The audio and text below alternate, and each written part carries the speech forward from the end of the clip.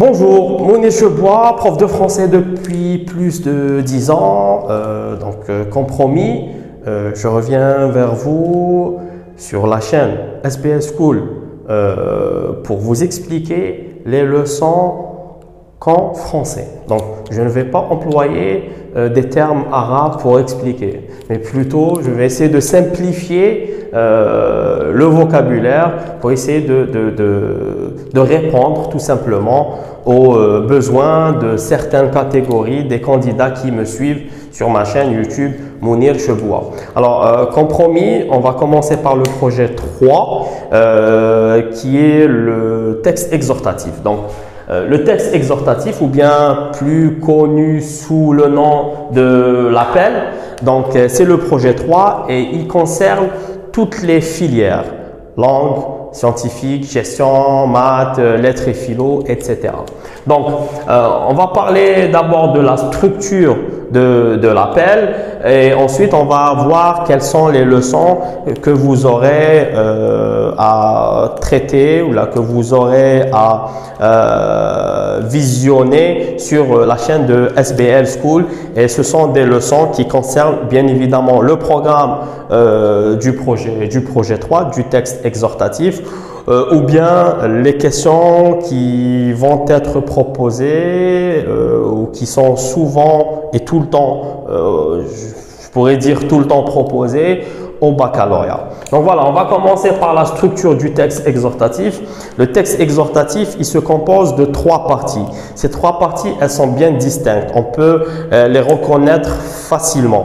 Et si j'ai un conseil à vous donner par rapport au choix des sujets, si vous aurez le texte exhortatif ou bien l'appel, je pense il serait plus intelligent de choisir, d'opter pour ce genre de texte, car il est facile à assimiler, à comprendre. Donc voilà, ça c'est mon propre conseil. Après voilà, selon chaque candidat, selon la facilité ou bien la compréhension du vocabulaire de chaque candidat. Donc comme je vous ai dit, le texte exhortatif, il se compose de 3 parties. Donc des fois, au-dessus de chaque partie, il y a un titre. Je dis bien des fois. On peut reconnaître ce texte exhortatif, sans qu'on puisse lire ce texte. Donc c'est à travers la source. Donc si je retrouve dans la source, si je lis l'UNESCO, l'ONU, c'est forcément à 90%, voire à 100% un texte exhortatif. D'accord? Donc voilà. Donc la première partie de ce texte, donc la première partie, c'est le constat négatif. On démarre toujours d'une situation négative. Si tout se passe bien, on ne lance pas un appel.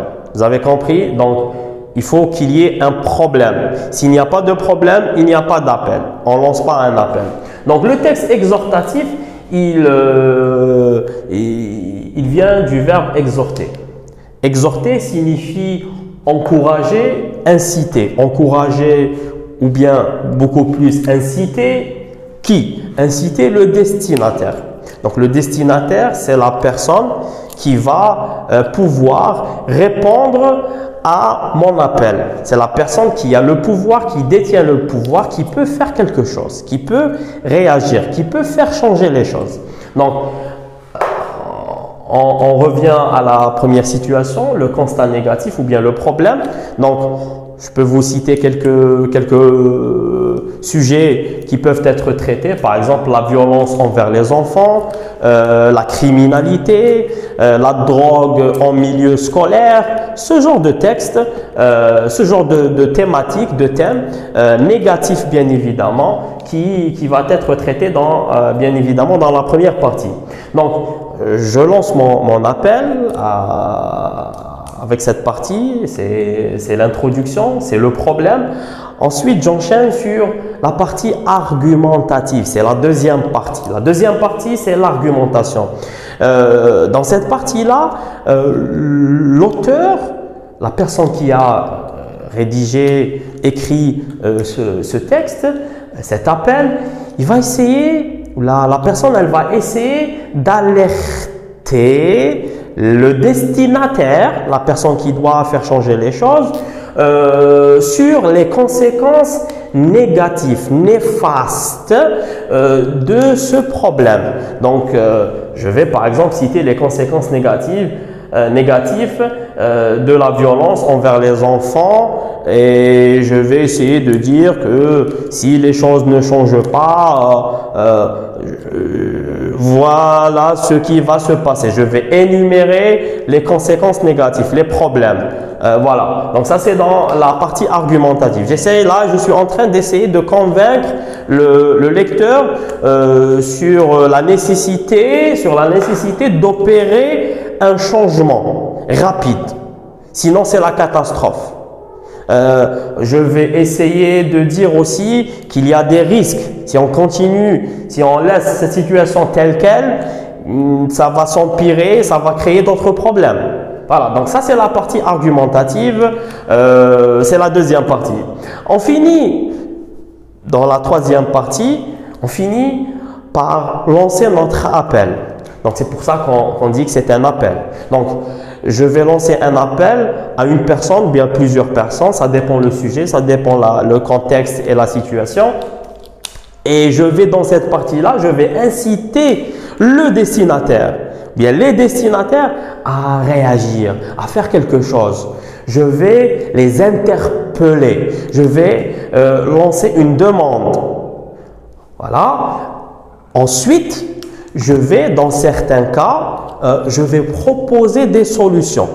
Donc, on a un problème, la violence envers les enfants. Oui, d'accord, il y a un problème. Qu'est-ce que je peux proposer, moi, en tant que personne qui lance cet appel-là? Qu'est-ce que je pourrais proposer comme solution? S'il y en a, si je les ai, bien évidemment. Donc, je vais proposer certaines solutions qui pourraient aider la personne qui détient le pouvoir à faciliter sa tâche. Voilà, donc ça c'est la structure du texte exhortatif. Vous voyez que ce n'est pas trop compliqué, c'est facile, les trois parties sont facilement repérables sur un texte, bien évidemment, exhortatif. Maintenant, nous allons voir quelles sont les leçons que vous devez apprendre pour vous préparer au baccalauréat. Donc, ce sont des leçons qui vont être proposées forcément quand le texte exhortatif est proposé. Donc, nous avons des questions au bac qui sont redondantes, qui sont proposées souvent au bac. Donc, on a les rapports logiques, le but. Donc, ça c'est très important. Donc, nous allons voir une leçon, une vidéo où j'essaierai d'expliquer ce rapport logique. Ensuite, nous avons deux temps de conjugaison, le subjonctif et l'impératif. On va essayer de voir les questions, comment elles sont posées au bac. Voilà, ça c'est le premier point. Le deuxième point, nous allons voir la réponse au bac et le mode, la conjugaison de ces deux derniers. Donc, le subjonctif beaucoup plus, la conjugaison, et l'impératif beaucoup plus, comment dirais-je, les visées, ou bien on va essayer de donner, on va dire pourquoi, on va essayer d'expliquer pourquoi l'auteur a employé dans une phrase l'impératif. Voilà. Ensuite, on enchaînera sur les visées communicatives qui sont importantes et qui doivent être rédigées sur le compte rendu. Bien évidemment, on finira par le compte rendu objectif et critique. Bien sûr, critique pour les filières langue, et pour les autres filières, c'est le compte rendu objectif. Donc voilà, je vais essayer de vous mettre ou bien de poster une vidéo tous les 2-3 jours concernant ces 3 ou bien ces 5 1, 2, 3, 4, 5 leçons très prochainement, si Dieu le veut. Voilà, donc je vous laisse et je vous dis à très bientôt sur la chaîne SBL School. Au revoir.